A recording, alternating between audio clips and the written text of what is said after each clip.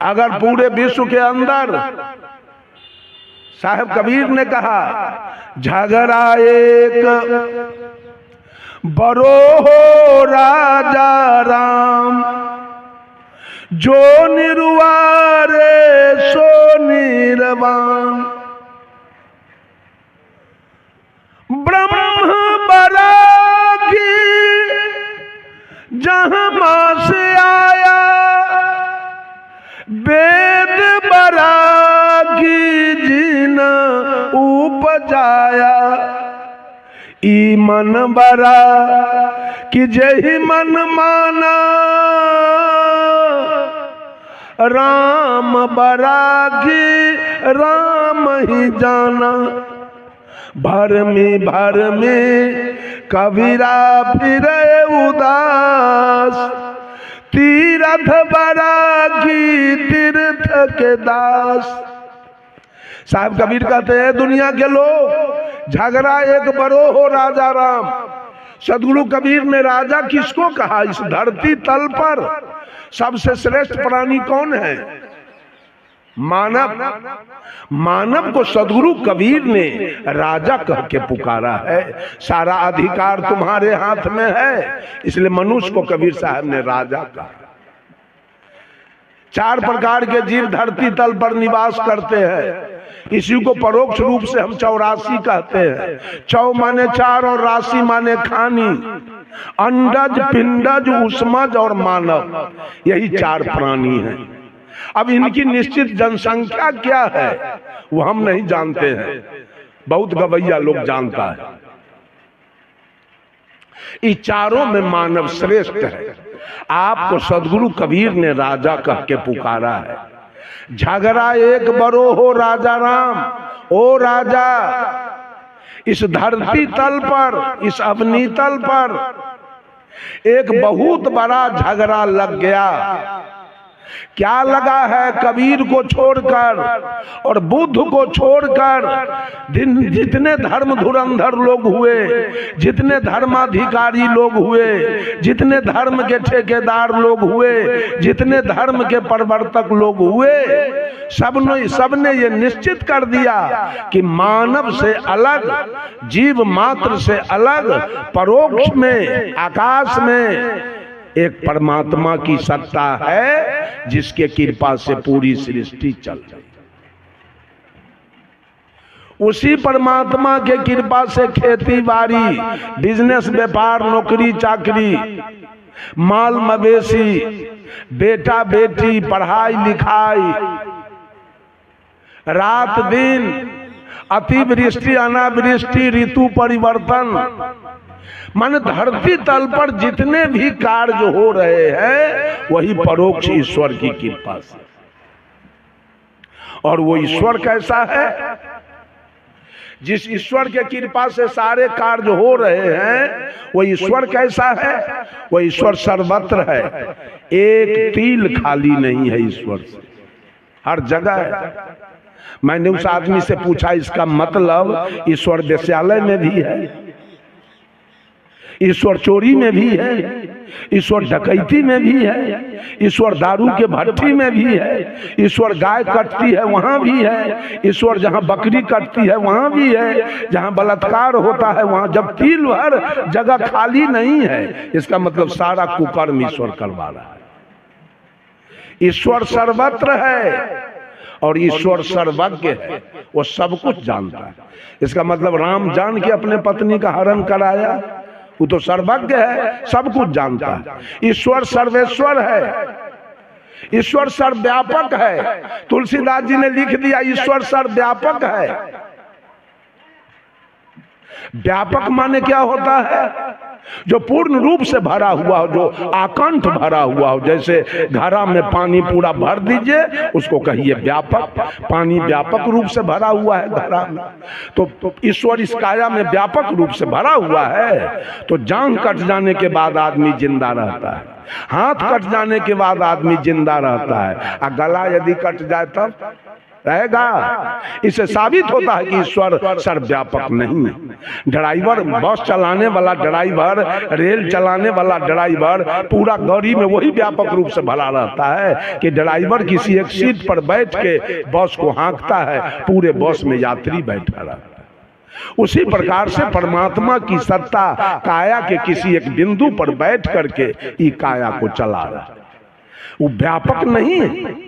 परमात्मा सर्वत्र नहीं है, परमात्मा सर्वज्ञ नहीं है, परमात्मा सर्वेश्वर नहीं है, परमात्मा सर्वव्यापक नहीं है, परमात्मा सर्वगुण संपन्न नहीं है, परमात्मा सर्वशक्तिमान नहीं है, परमात्मा सर्वांतर्यामी नहीं है, परमात्मा सार्वभौम सत्ता संपन्न नहीं है। ये गद्दार लोगों ने इस बात को बोला है। परमात्मा कहीं बाहर में है ही नहीं तो सर्वशक्तिमान कैसे होगा, वो सर्वगुण संपन्न कैसे होगा। और परमात्मा अगर सर्वशक्तिमान है तो सीता के हरण क्यों हुआ।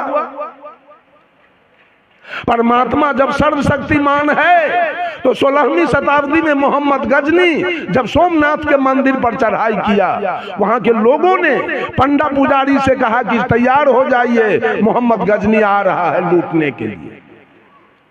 परमात्मा, वो पंडा पुजारी कहा कि आप चुप हो जाइए, परमात्मा में उतना शक्ति है कि मोहम्मद गजनी से फरियाद लेगा। परिणाम हुआ कि पूरा देवी देवता दुर्गा काली के नाक कान चीर के सब सोना चांदी निकाल के मोहम्मद गजनी चला गया और परमात्मा आपका देखता रह गया। जब 1392 ईस्वी में तैमूर लंग 99,000 सेना लेकर आया और दिल्ली के लाल किला पर चढ़ाई किया, 1 लाख हिंदू का सर काट करके और लाल किला पर बैठ के ईद का नमाज पढ़ाऊ। कहां गए आपके भगवान, कहां बैठे थे। 1 लाख हिंदू का गला कट गया, उड़ा दिया। तैमूर लंग कहां गए थे भगवान उस समय। ये सारे लोग हनुमान के लड्डू खाने वाले हैं, हनुमान के लड्डू खा रहे हैं। एक पंडित जी थे, एक मौलवी जी थे, एक पादरी जी थे और एक जादव जी थे। चारों में दोस्ती हो गई। यही सोनपुर मेला लगा हुआ था। चारों दोस्त कहीं घूम रहे थे, एक दिमाग में बात आई कि भाई सोनपुर मेला लगा है, चलिए हम लोग देखें। चल दिया। उस समय गाड़ी घोड़ा नहीं थी, पांव पैदल चल दिया चारों। सोनपुर आते आते कोन्हारा घाट 9-10 बज गया रात। पंडित जी ने कहा कि अभी हम लोग अब उस पार हरिहर क्षेत्र नहीं जा पाएंगे, रात्रि विश्राम करो यहीं कोन्हारा में। चलो किसी मठ पर कुछ भोजन बनाओ, भोजन करें, विश्राम करें, कल सवेरे उठ के हरिहर क्षेत्र का प्रस्थान करेंगे। कहा ठीक तो है, चला जाए। एक मठ पर गए और पंडित जी ने कहा भात बनाओगे, दाल बनाओगे, सब्जी बनाओगे, भुजिया बनाओगे, पापड़ बनाओगे, तिलौरी बनाओगे। बहुत समय 10 बजिए रहा है, 2:30-3 बज जाएगा भोर। खाते खाते 4 बजेगा। सोओगे कब और जाओगे कब। इससे अच्छा है कि कम समय में जो भोजन बने उस भोजन को बनाओ कि हम लोग तुरंत खा के सो जाए। जादव जी झट से कह दिए फिर तस्मई बन जाए, दूसरा कुछ बनाना नहीं पड़ेगा। झटपट में एगो पाक तस्मई बनेगा और सब लोग खा के बिछावन पकड़ लेंगे। जादव जी की बात पास हो गई। पंडित जी ने जादव जी से कहा जादव जी आप दूध खरीद के ले आइए। मौलवी को कहा चावल चीनी गरी छोहारा मुनक्का खरीद के ले आइए। पादरी जी को कहा आप जलावन और पानी ले आइए। तीनों जने गए, तीनों सामान लाने। तब तक पंडित जी मठ को बहार सोहार के तैयार किया, सारे सामान आ गया। पंडित जी सोचा सबसे बड़का जात तो हम हैं, हम ही क्यों नहीं तस्मई बनावे। जादव जी को, मौलवी जी को, पादरी जी को, तीनों को कहा आप लोग बैठ जाइए, अब मैं तस्मई बनाता हूँ। वो तीनों बैठ गए और ये तस्मई बनाना शुरू किया। तस्मई बन गया। पंडित जी ढक्कन से ढक के तस्मई उतार के रख दिया और यादव जी और मौलवी जी और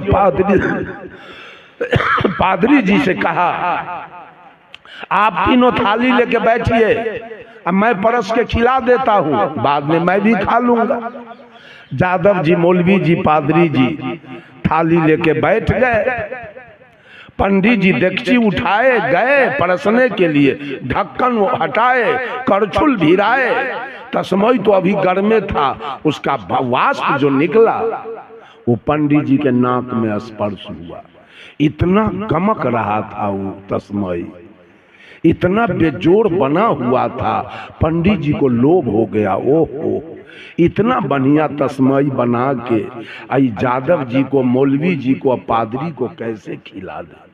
लगाते हैं कोई फेरी और सब तस्मई हम अपने खा जाएंगे। कहा सुनिए, एक एक करछुल तस्मई सब लोगों को मिलेगा, हम भी एक एक करछुल खाएंगे। सारा तस्मई स्टॉक पर हम सीका पर रख देते हैं। कल भोरे उठ के जो सबसे बढ़िया सपना दिखाएगा वही सारा तस्मई खाएगा। एक एक करछुल तस्मई यादव जी को, मौलवी जी को, पादरी जी को मिला। तीनों खा के उठ गए। पंडित जी भी एक एक करछुल खाए। चारों चले गए बिछावन पर। पंडित जी सो गए, पादरी जी सो गए, मौलवी जी सो गए, और यादव जी को तो एक करछुल से कुछ नहीं हुआ। ई बेचारे बिछावन पर छटर पटर कछर मच्छर कर रहे थे। यादव जी को नींदे नहीं आ रही थी। 12 बज गया रात, यादव जी छटर पटर करते रह गए। जब 12 बज गया रात, नींद नहीं आई तो यादव जी उठे और सीका पर से डेगची उतारे और पूरा डेगची के तस्मई वृंदावन बिहारी लाल पूरा तस्मई खा गए। और खलिया डेगची फिर सीका पर रख के ढक्कन से ढक के पेट भर गया। आलस आने लगी। चद्दर तान के 12 बजे रात में यादव जी सो गए। और पंडित जी का अनुमान था तस्मई पर कि कब भोर हो, कब हम सपना दिखावें और तस्मई खा जाए। 2-2:30 बज गया रात। पंडित जी जग गए, चूंकि ध्यान तो था तस्मई पर। मौलवी को जगाया, मौलवी साहब आपका सपना कैसा है? मौलवी ने कहा मेरा, अरे मैं तो 5वां आसमान में अल्लाह के साथ सैर कर रहा था। पंडित जी कहे अब इससे तस्मई बचना तो मुश्किल है, अब इससे बड़ा सपना क्या होगा जो 5वां आसमान में अल्लाह के साथ सैर करे। पादरी को जगाया, बोलिए पादरी जी आपका क्या सपना है? कहा हम तो 7वां आसमान में ईसा मसीह के साथ थे। कहा ओ गया मौलवी अब फक्का में, इधर एक से 2 आसमान बढ़ा दिया। इस 7वां आसमान में था ईसा मसीह के साथ, तो तस्मई तो इसका हो गया, पादरी का। अब मौलवी पूछा पंडित जी से, पंडित जी और आपका सपना कैसा है? ये खड़े झूठ बोल रहा है पंडित जी। साहब कबीर कहे ब्राह्मण भक्त न बेस्या सती और सोनरा सांच न ये को। बाभन कभी भक्त नहीं हो सकता है, वो अहंकारी जात है, उछलिया है, वो बेईमान है। उसको लोग प्रणाम पंडित जी कहता है और दुनिया को पार उतारने का ठेका वो लिया। साहब कबीर कहे बाभन को कभी मुक्ति नहीं मिलेगा, और न सोनार को मिलेगा और न बनिया को मिलेगा। ये तीनों को नहीं मिलेगा। बनिया कितनो ईमानदार होगा तो उनका डंटी मारिए देगा। अकायत कितनो ईमानदार, ये सोनार कितनो ईमानदार होगा तो तनका चोर होबे करेगा निश्चित रूप से। क्या हुआ? पूछा आपका सपना कैसा है पंडित जी? इन्होंने क्या कहा? हरा हरी झूठ बोल गया। हम तो क्षीर सागर में थे, विष्णु हमारे सिरहन्ना में बैठे हुए थे और लक्ष्मी हमारी पैर दबा रही थी। कहा वाह इस सब करेजा में मुक्का मार लिया। अब इससे बढ़ के सपना एक बात है, तस्मई हो गया पंडित जी के। अब पता नहीं है ये अनुमान के लड्डू खाते हैं, और यादव जी अनुभव कैले सूतल। सवेर हो गया, 7 बज गया दिन, और यादव जी फोंप काटे। उनको कौन हड़बड़ी है, तस्मई तो गायब है, हड़बड़ी तो ये तीनों के है। 7 बजे पंडित जी देखे मौलवी वाला हिस्सा हमारा हो गया, पादरी वाला हो गया, एक हिस्सा मेरा है, तो 3 हिस्सा के मालिक हम हो गए। एक के हिस्सा का मालिक नहीं, यादव जी सोया हुआ है, इससे भी जगा के पूछ लेते हैं। एक के बेर पंगत लगाएंगे। कहा कि ओ यादव जी, ओ यादव जी, अरे जगिए, सवेरा हो गया। यादव जी उठ के बैठ गए। कहा मौलवी की तरफ से तस्मई मेरा हो गया, पादरी के तरफ से भी हो गया, और एक हिस्सा मेरा है, तो 3 हिस्सा का मालिक हम हुए ना। तो यादव जी कहा एक के हिस्सा ना आपका है। तो कहा जी, आप भी अपना सपना बताइए कि हम एक बेर पंगत लगाएंगे। यादव जी कहा पंडित जी, हमारा सपना तो कहने लायक नहीं। कहा कुछ तो कहिए। कहा क्या कहें, आप सोए हुए थे, ये पादरी सोया हुआ था, ये मौलवी सोया हुआ था, ये कड़ा कड़ा मोच वाला आदमी इतना मोट के लाठी लेके आया और हमको जगाए, उठो। हम जग गए, उसका मोच देखे या लाठी तो हमारा था प्राण सूख गया देख के। हमको कहा जगा, हम कहे जी जग गए। अरे जरा देखिए, उतारो ऊपर से। क्या करे, मोच के डर से, लाठी के डर से ऊपर से देखिए उतार, नीचा उतार दिए। तो हमको कहता है खाओ। हम कहा कि हम नहीं खाएंगे, चार दोस्त हैं, हम चारों का हिस्सा है, सवेर में मार हो जाएगा, हम नहीं के बैठ खाते होगी, हम लाठी चलावे अभी। पंडित जी पेट तो हमको 1/4 में बढ़ गया, लेकिन मोच के डर से और लाठी के डर से लागल सारा तस्मई हमको खाना पड़ा। यही तो हमारा सपना है। कहा बेवकूफ कहाँ के, जिस समय मोच वाला आया, लाठी वाला आया, उस समय हम लोगों को जगा लेना चाहिए ना। यादव जी कहा आप तो कमाल की बात करते हो पंडित जी, ये मुसलमान ना 5वां आसमान में सुतल सैर कर रहा था, पादरी 7वां आसमान में था, आप क्षीर सागर में थे। अभी जगाने हम 5वां आसमान जाते कि 7वां आसमान जाते कि क्षीर सागर जाते कि डंटा खाते कि खीर खाते। इस सारा दुनिया अनुमान का लड्डू खा रहा है। भगवान पूरब में है, भगवान पश्चिम में है, भगवान उत्तर में है, भगवान दक्षिण में है, भगवान आकाश में है, भगवान धरती पर है। कहाँ कहाँ है? कबीर साहब एक महिला से पूछे, कहो रे सखी एक बात कहूं। ऐ सखी एक बात पूछ रहा हूं। क्या पूछिए? कहाँ खसम ठहरायो जी। सखी तेरा दुल्हा कहाँ रहता है? दुल्हा मीन्स